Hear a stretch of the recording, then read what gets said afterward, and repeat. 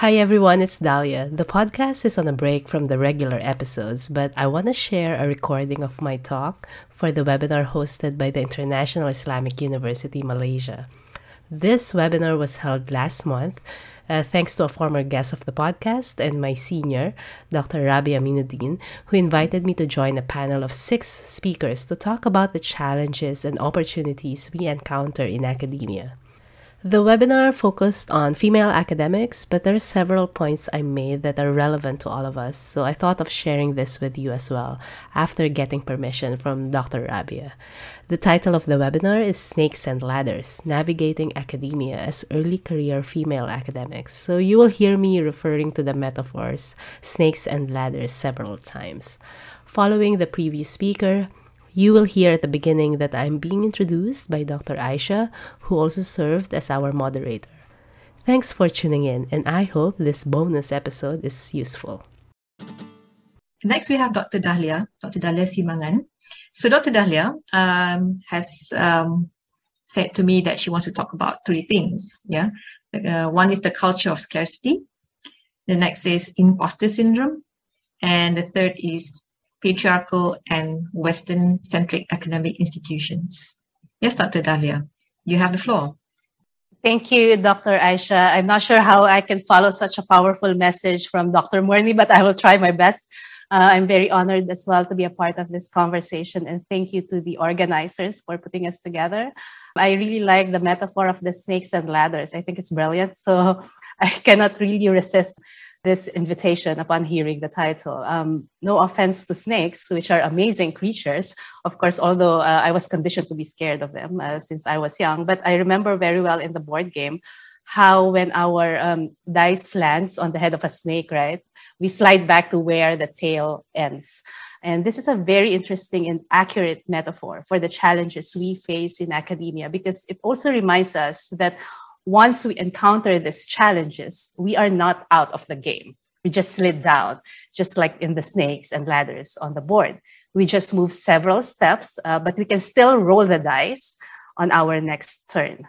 But unlike the board game, I encourage us to think of academia not as a game that you have to get ahead of others and you have to win, but a board where challenges and opportunities, the snakes and ladders, appear from time to time.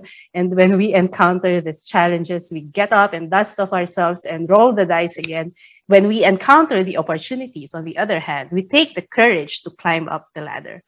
And also, unlike rolling the dice in the board game, which is actually at the mercy of how the dice lands, right? The rolling of the dice in academia is more of exercising our agency and directing our intentionality to our goals, both individually and collectively. So for the first part of this conversation, as Dr. Aisha mentioned, I'd like to talk about the culture of scarcity, imposter syndrome, and the broader neoliberal design and patriarchal institutions of academia. And these are very interconnected. So the first one, the culture of scarcity, and this can also be connected to that mindset that academia is a game. We are conditioned that opportunities are scarce, and we need to take every opportunity thrown at us, or otherwise it will be given to others, and we might not have the same chance again. So in other words, we might lose in this quote-unquote academia game. I personally felt that this mindset and this culture have moved beyond this infamous maxim of publish and perish, right? Now it has become more of publish a lot and perish often.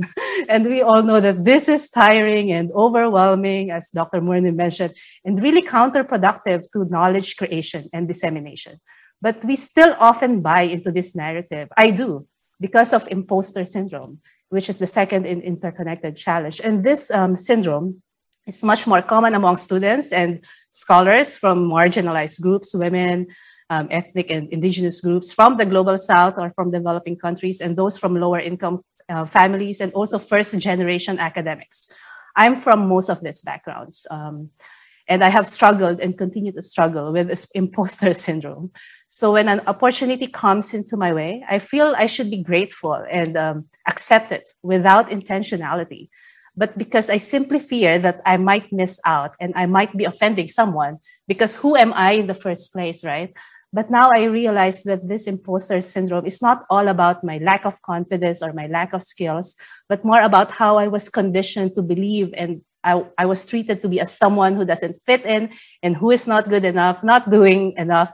So everything that comes my way, even though they fall outside my intentions and my source of joy and my time, should be enough for me. So that was my mindset.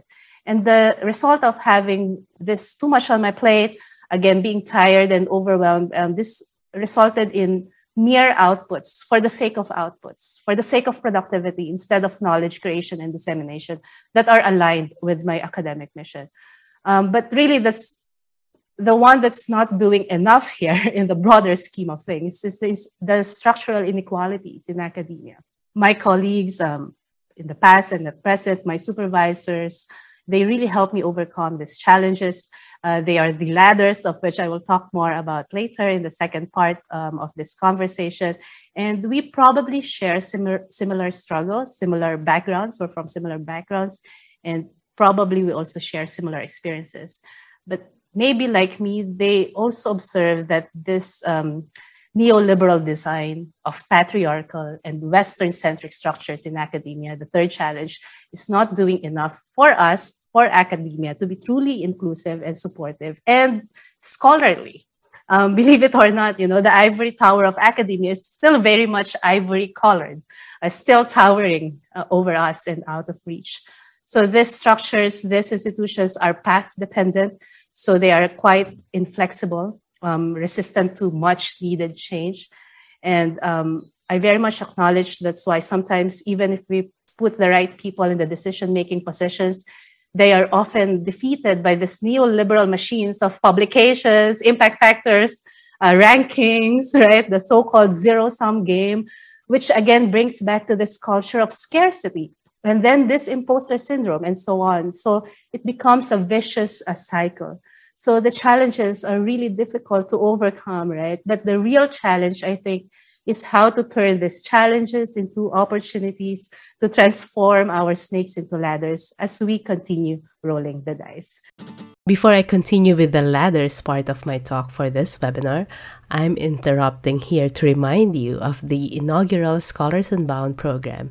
If you're a student or an early career researcher who wish to develop the skills necessary in academia, such as publishing and public speaking, and you wish to do this together with a community, you might be interested in joining the free and the first ever Scholars Unbound program. I'm still at the stage of conceptualizing this initiative, but organizing this takes time, so I'd like to gauge the demand for this kind of program. Signify your interest by filling in the form that you can find at daliasimangan.com/scholarsunbound so that you won't miss the updates. Now, back to the show. Dr. Dahlia, are you ready with your ladders? Yes.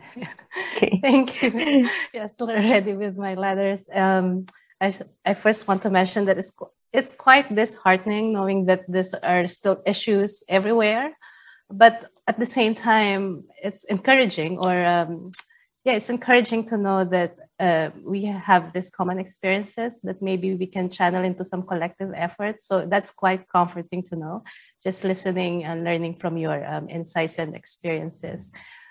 For this part, I want to go back again to the board game metaphor because I really like it. Maybe for the next, if we're going to continue these conversations, perhaps we can have another metaphor with this queen bee syndrome, which is amazing. I want to mention that in the board game, right, the snakes and ladders, they can also be connected. Or that some snakes can seem to be ladders at first, but eventually turn out to be something that is detrimental and slides us back instead of moving us forward toward our goals. For example, policies that are designed to be as affirmative action have done a lot of good, of course, in increasing representation and promoting inclusivity. And this is particularly true for scholarships, for awards and grants and other opportunities meant for female academics, female students. But these policies need to be consistent and sustained, I think, instead of being tokenistic for the purpose of ticking the boxes, because otherwise it might backfire. And the painful thing is that if it backfires not to the institutions that designed and implemented these policies, but to us who are supposed to be supported by these policies in the first place. I'd like to give a personal example because I started as an assistant professor in my university in April 2019, and our university has this really good promotion scheme in which you can apply for promotion even before the period for the assessment, as long as you meet the requirements and match the portfolio of academics elsewhere with the same level you are applying for. So this good promotion scheme, because in Japan, as I've mentioned during our speakers meeting, ageism and sexism are still very much at play. I'm sure like in some other countries. So it's also meant to recognize the academic contributions of female early career academics who have met certain academic standards. And I applied for this scheme, of course, after the encouragement and support of my supervisors and colleagues, or maybe also because of my ambition. I recognize this as well, that I am quite ambitious. So after 2 years, I was promoted to associate professor, but still on the tenure track. Of course, I was so happy and so excited about this, and also very proud. I know that this is a push in my career, and I truly believe that I deserve it. But I also heard some remarks from others that I got promoted too fast, that I only got promoted because I'm a female academic, or maybe because some powerful people are behind my promotion. So these remarks are suggesting that this is what a tokenistic promotion looks like, and that I didn't deserve it. It sounds so defeating, especially knowing that some of these remarks come from female academics as well, maybe this queen bee syndrome, and from early career scholars too, from the global south. But I also recognize that these remarks are most likely not coming from them, but from the structures that have conditioned them. They conditioned me, they conditioned them to continue feeding these institutions instead of supporting each other. So I don't blame them, but rather I really blame the structures that conditioned us to work within this culture of scarcity, of competition, that made us believe that we are imposters, that shape us into publishing machines rather than knowledge creators. So I want to connect with my previous talk about that. And so far, this still sounds a little bit like snakes, but here's where the ladders come in. We are the ladders, and we can transform the snakes into ladders, challenges into opportunities. And I think this idea of mentorship is one of these ladders. And these ladders are not scarce. They are abundant. We are abundant, right? And we have a lot to offer to academia and to society and to each other. So I encourage everybody to let's be each other's ladders. The more ladders we have on the board, and the more connected our ladders are, the more intentional our steps are towards our goals. I think might sound a little bit idealistic and maybe impractical and maybe a little bit preachy, but really, I really think that it's important for us to really help each other and support each other. And let's get rid of this mindset that when someone is rightfully reaping, the rewards of their hard work, we will not be rewarded the same. Our connected ladders will defeat this mindset of scarcity. And collectively, I think we can shed light on the real sources of this imposter syndrome, this queen bee syndrome, and our efforts hopefully can tower above this structural inequalities in academia. This initiative that you did is, again, a way of connecting these ladders. And for us to who get to be in the position and the decision-making positions, or already in those positions, maybe we can somehow change or make a dent into this patriarchal and Western-centric structures that are so much entrenched in academia. And let's just continue transforming in our ways these challenges into opportunities. And let's really help each other make these institutions that we're working in to be more informed and inclusive instead of dismissing each other's achievements, and really recognize the agency of one another, that we can, roll the dice on this board game instead of just recognizing that there was a dice to roll, and recognizing that we have agency despite this vicious cycle and these uncontrollable challenges. This also means that we can be intentional in what we can do. And to be intentional as an academic is to be really in control of what we can control. And for those that we cannot control, as Dr. Murni mentioned, it's about really finding ways on how they can be beneficial to us, on how we can transform those into opportunities for us. how they can make us better students, better teachers, better collaborators, and academics, and I think individuals in general. I don't know all the answers as to how, but I really hope that these conversations, we can exchange ideas on how to go about this. I also learned about, I'm not the first one who talk about intentionality for sure. So there are several sources out there I might share a little bit later about those who are talking about this intentionality in academia. So I know the challenges for female early career academics are all too great in academia. That's why our achievements, no matter what the structures make us believe, are never ever small, and they are all admirable. But collectively, we are greater than these challenges. We can start with intentionality in citing the work of female scholars because they are equally meritable. Intentionality in collaborating with other female early career academics.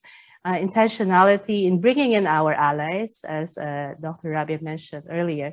Intentionality in achieving our goals that will not just feed this cycle of structural inequalities, but rather goals that will break or derail or make a dent into the structures, or maybe overturn, the board game altogether. Thank you for listening to this episode. Please consider leaving a comment or rating at iTunes or any of your preferred podcast hosting platforms. For details about upcoming episodes and how to support the Scholars Unbound project, visit daliasimangan.com/scholars unbound with the link in our show notes.